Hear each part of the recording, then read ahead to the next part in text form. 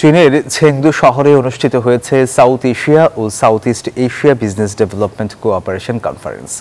এবারের প্রতিপাদ্য ছিল অভিন্ন সমৃদ্ধির পথে একসঙ্গে এগিয়ে চলি, শিল্প ও সরবরাহ শৃঙ্খলার সমন্বয়ে নতুন ধারা গড়ে তুলি।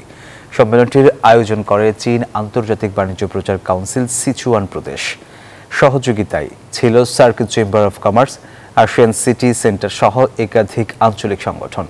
বাংলাদেশ থেকে অংশ নেয় বাংলাদেশের China chamber of commerce and ইন্ডাস্ট্রির প্রশাসক ও বাণিজ্য মন্ত্রণালয়ের যুগ্ম সচিব Nargis Murshida, Kunming consulate general consul general Mohammad Khaled সহ 10 সদস্যের প্রতিনিধি দল। দক্ষিণ ও দক্ষিণ পূর্ব এশিয়ার দেশসহ প্রায় 300 প্রতিনিধি এই সম্মেলনে যোগ দেন। এছাড়া বিভিন্ন প্রতিষ্ঠানের সঙ্গে সমঝোতা স্মারক এবং প্রকল্প সহযোগিতা চুক্তিও স্বাক্ষরিত হয়েছে।